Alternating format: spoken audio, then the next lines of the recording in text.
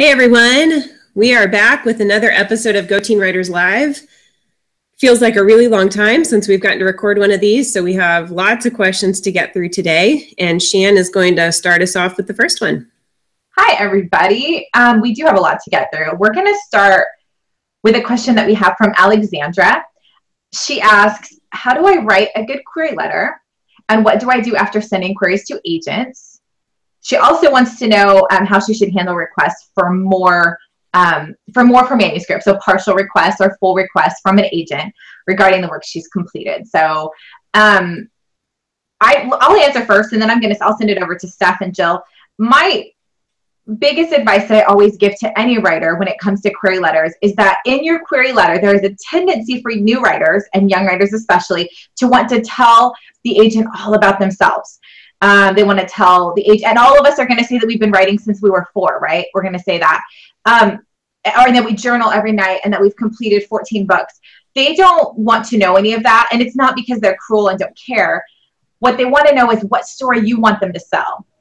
And I think you need to focus on your story. So the majority, and probably 3/4 of this page that you're going to send over, it needs to be about your story. And then you get maybe 3 or 4 sentences, maybe, to talk about yourself and to talk about the work you've done to prepare this manuscript to go to them. But you really need to pitch a story. They want to know if you can tell a story, and you get 1 page to show them that you can. So that's my big story, my big piece of advice. So what about you, Steph? What do you think? Yeah, I think it's also helpful if agents know why you picked them to query. So if you've been following them on Twitter, if you've read their blog, if you love authors that they represent, those are good things to mention right away in the query. You know, dear specific agent, I've been working on this 90,000 word YA fantasy novel, and because I've seen on Twitter that you like fantasy novels or you represent so-and-so, I thought that you might be interested in it, or something like that, just so that they know you have done your research. You are not just blasting every agent you can find in the records. So something like that to show them that you've done your research can make a big difference. That's good. What do you think, Jill? Yeah, if you've met them in person, definitely start with that. It was so nice to meet you at such and such a place. I say keep it short, keep it to 1 page. Definitely start with your hook about your story. Mention that it's complete and ready to go. Mention your word count and mention why it fits their agency or what they're looking for. And also, I'm a visual learner. I went crazy back when I was first trying to query. I had no clue, and back before there was much of an internet to search on, I found a book on query letters. You could probably find one in your library that had lots of examples, but today you can Google it and find all kinds of authors who've shared their letters, and you can just look at them and get an idea for what they look like. In fact, I have some on my website, and we've probably written about it before. I think there's some in the archives on Go Teen Writers. I think Rosanna talked about query letters. So sometimes just looking and seeing how other people did it can really get you going and get you started in the right direction. Yeah, I totally agree. What were you going to say, Steph? Oh, I was just going to add on that I think seeing examples of them is huge, because then you get a feel for what works and what doesn't, even just for you as a person. And I think it's easier than to see why an agent might request something from an author. Yeah, I agree. The second part of Alexandra's question was, how should she handle requests, like partial requests that she would get? She sends this query out, and an agent's interested, and the agent asks for either 3 chapters or maybe the whole book. You know, my advice here, I'll throw it over to the girls for specific advice, but my advice here is that you probably want to go through this journey, if you can, with some writer pals. Mm-hmm. So if there's some friends that are kind of at the same level of writing, or a little bit ahead of you or a little bit behind you, team up with them. Not that you're going to write together, but that you can kind of bounce ideas off one another, and kind of, if you all have your ear to the publishing industry, you're going to kind of hear what is normal, what's standard. Most of the time, the way you handle a partial request or a full manuscript request is you send it over. There's not a lot to it beyond that. If you start getting a ton, what you can do is, if you have a favorite agent, is let that agent know, okay, I'm sending you my partial. I just got a full request from 4 or 5 other agents. I just want you to know you're my favorite. I'd love to work with you. You know, you can do that. But most of the time you're not going to be dealing with it in huge floods. That would be my advice. So Steph, Jill, what do you think? Steph, I'll pick Steph. Yeah, so the advice that was given to me when I first started querying was to pick 5 agents at a time and to send out my query letters in batches. So then as you get a rejection, then you can just move on to the next name on the list. So you always have a few that are out there, and then you're not getting tons of requests for partials as well. And a lot of times agents, there's some standard things that they'll want, like maybe the first 3 chapters, maybe a synopsis, but some of them are really specific about, I want the first chapter and I want a 5-page synopsis, or I want a chapter by chapter synopsis, or some of them get really specific. So then that way, if you do get a lot of requests, you're not having to work on so many different lengths of synopses or things like that. So it just made it a lot more manageable for me when I was doing it. Yeah. Can I add something? Yes. Okay, I'd like to add that, first of all, when I was doing this, I didn't have that many agents to choose from that were looking for the thing I wrote, so I didn't really have that problem so much. There was only like a handful. The other thing is, Steph was talking about how different agents will ask for different things. Send exactly what they ask for. Don't send more. Don't send less. And also, oh, rats, I lost it. My brain. You don't send a second query letter. When you send this stuff in, you send what's more like a cover letter. So you just kind of remind them, I'm turning it, you asked for this and I'm giving it to you. It's kind of a little note you put in there with your chapters you're sending over or whatever. And a lot of times now, since it's done via email, they'll be able to see that they requested it, but you can even add in the subject line like requested materials or something like that, so they know. Yeah, absolutely. Yeah. We're going to kind of transition to another question that's going to follow on this one really well. It's very similar in that it involves the industry and not so much the craft of writing. But this one comes from Jenith. And Jenith is going to ask, she gives us a paragraph. So I'm going to pull out a couple of the questions and we're going to answer those. The first one she's asking about is, how do we know we're ready? How do you know you're ready to send a query letter to an agent? How do you know your manuscript is in the right place? I'll answer that. I think that the only way you're going to know you're ready is if you're wondering if it's ready, if you're wondering if typos matter and grammar matters, yeah, absolutely. Those things absolutely matter. If you haven't given your manuscript to a peer to read, if you haven't given it to a critique partner to read, it's probably not ready. There will be the rare manuscript that could skip all of those steps and just go straight to an agent. But I think that, take advantage of the writing community out there. Find a critique partner. It's not that difficult. There's a lot of writers online looking for critique partners. I'm looking for writing groups. So you want to get a lot of feedback before you just start querying an agent. If you're wondering, is this plot hole going to matter when it gets to an agent? Yeah, absolutely. That plot hole is going to matter. It's huge. You need to address it. Is your manuscript going to be perfect? Nope, probably not. But it needs to be as good as you can possibly make it. And that includes getting feedback from other people. Jill. My first gut reaction was you might not know that you're ready. You probably won't, because if it's your first time through, you're just going to be clueless. I was clueless. It's very frustrating, which is why I love writing conferences so much, because you get to sit down with editors and agents and let them read your work, and they will give you feedback to your face, and you'll kind of get a good idea. So that's my first thing. And then I wanted to add, Jenna said something else in here. Isn't that the whole point of an editor? She had said, no. If you're trying to be traditionally published, you don't hope that the editor will fix it when they buy your story. Your story has to be sharp. They're not going to buy it if it needs help. If you want to pay an editor on the side to fix it up, that's something you can do. I don't recommend that, because I think that you really need to work on your craft on yourself, on your own first. You need to get your writing to a level that, that's all you.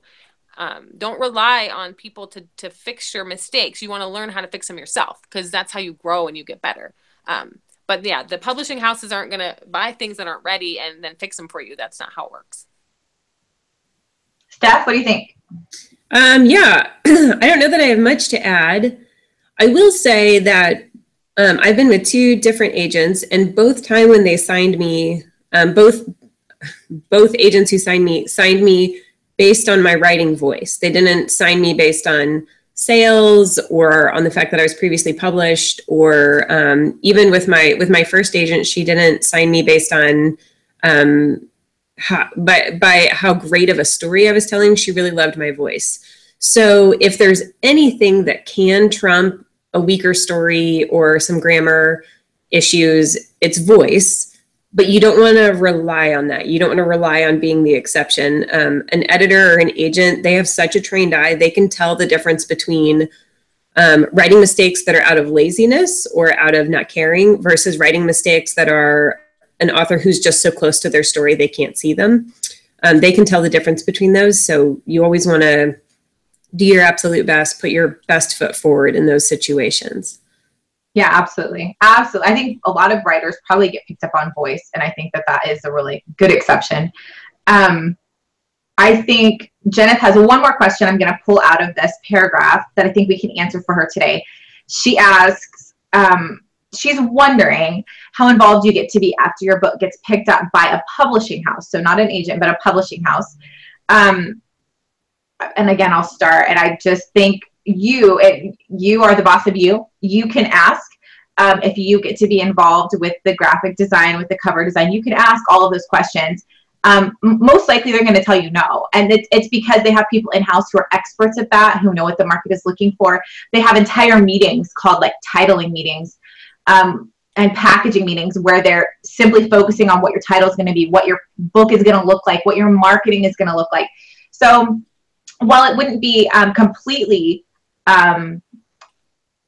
wrong or completely, I guess it would be, it would be out of the ordinary for you to have much of a role on the design side of things. But sure, you can absolutely ask. It's not unheard of. Steph. Yeah.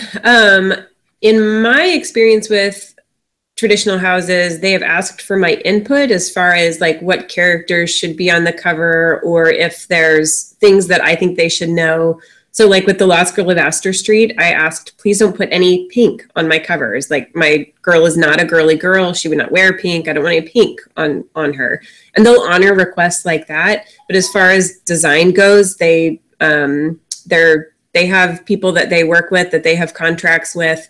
So the chances of you getting to be involved in that to much of a degree, it's not great. Yeah. Jill? Two things from me. The first one is I've always managed to get away with having my own maps put in the front of the books. I think that's because I spend a really long time and I do them and they look professional. It's sometimes hard to judge whether or not your own artwork looks professional. So that's just kind of a hard thing. But I mean, my publishers could have said, "Nah, we don't want this in the front," and I would have had to go with it because I signed a contract. But I've gotten away with that, and I've gotten away with putting a couple little extras inside some of my books too, like, "Oh, look, here's a special map," or "Here's a little symbol," and I've put those things in, and they put them in. One other thing that kind of goes on Steph's idea, the publishers will show you the cover and ask for your feedback. And they want to try to please you, and they want to try to make it true to the story. One thing that happened to me with my Safeland series is these are books 2 and 3. And, with book 2, they sent me this cover, which I don't know if you can see it, but it's this one with this boy in chains and there's a city in the background. And in book 2, they're still in the city. They don't get out of the city. And I was like, that cover doesn't work for this story. They're not out of the city till book 3. This would be a great cover for book 3. And so they did. They made this cover book 3, and then they made me a new cover for book 2, which he's in the city. It's much better. So sometimes maybe the people who are making the covers haven't read your books. That's often the case. And they really need you to speak up for yourself and your story, or it won't make sense. It's a really, really good point. I had some input on my covers, but that's about as far as it went for me. And I can't draw maps, which everyone's grateful my maps are not in my books. So Jill's maps are excellent. Right, Jill's are like, I have to resist the urge to ask Jill to draw all of my maps, and I won't do it because I know she's busy. But every now and then I think, Jill could do this. And all right, we have one more question on this video. So we've got Taylor, who has a question.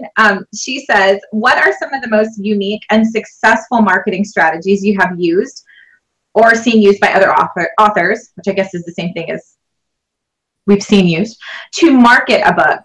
And the girls and I, we were talking about this before. The word unique is kind of tricky. I I don't know. I mean, I think that things end up being unique because they're specific to your story and they make sense with your story and maybe not with another type of book or story. The word unique kind of trips me up here because I don't think that there are many examples of unique marketing things actually working. I think if you think about what a platform is, right?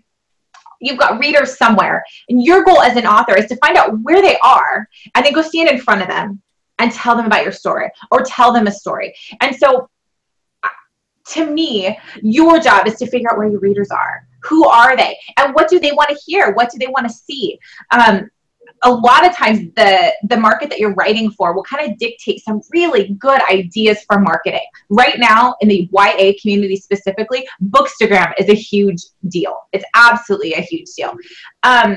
And so there's pictures all over with hashtags and the titles, and they fill up your Instagram feed, and it's a really great way to get images of your book out there. I think of a couple years back, Christina Lauren, and they write adult fiction, but they also write YA, but this was with adult fiction books. I remember seeing pictures of them walking through Paris because they had gone to France to do some book promotion for their stories. And they had these big banners hanging on like light posts as they walked through the city. And I'm like, I would really like to have banners of my books hanging on poles in Paris. That would be awesome. But, that's just like really rare. Usually your book has taken off at that point and it's made a ton of money. And so now they're putting posters up. These unique ideas a lot of times aren't going to be what initially sell a book. They're going to be sort of the celebration of the book being out there. And they're going to be grabbing other readers because they will have heard about it or seen it in other places. So that's my thought. How about Jill? Do you have thoughts? I've tried lots and lots and lots of different things. And what it comes down to, unfortunately or fortunately, depending on the book you wrote, it's all about the story that you wrote and how much readers want to talk about it. It's word of mouth. That's what sells books. And so you can try unique things, and that's fun for your fans.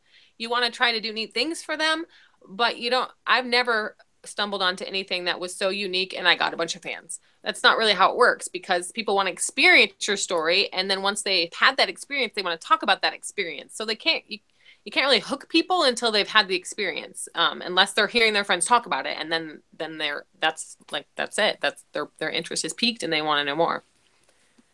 Yeah, I agree. Steph? Yeah, I would say with marketing, there's no silver bullet. There's no magical thing you're going to be able to do to sell your book. That it's a slow build. And a lot of times that means that the best marketing you have available is to release more books, is to be a steady producer of books. And even when you see authors who are hustling and coming out with great marketing campaigns, great Instagram campaigns, all of that, it doesn't necessarily mean that those things are selling books. Just because you are seeing a lot of splash about a book doesn't mean that it's reflected in the sales numbers. So I know I've done things where I've thought this is going to sell books and it's crickets. You don't hear anything. And then other times I'll send out one tweet and for some reason that one gets picked up and it gets retweeted. I know for Lost Girl that for me, it was one particular reviewer got it in NetGalley and loved it so much that she talked about it a lot on social media. And from that, and she would tag me in it, and I would see people in the comments say, I just pre-ordered this book. I can't wait for this book. And it was all because of word of mouth, like Jill said. And you cannot make word of mouth happen. It just does or it doesn't. Yeah, that's true. Well, that is really all I had for Taylor's question. I think I'll send it back over to you, Steph. Okay. Well, we've really enjoyed seeing your questions. We love watching you guys participate in the exercises on Fridays. So we will see you with the next episode. Bye, guys. Yeah.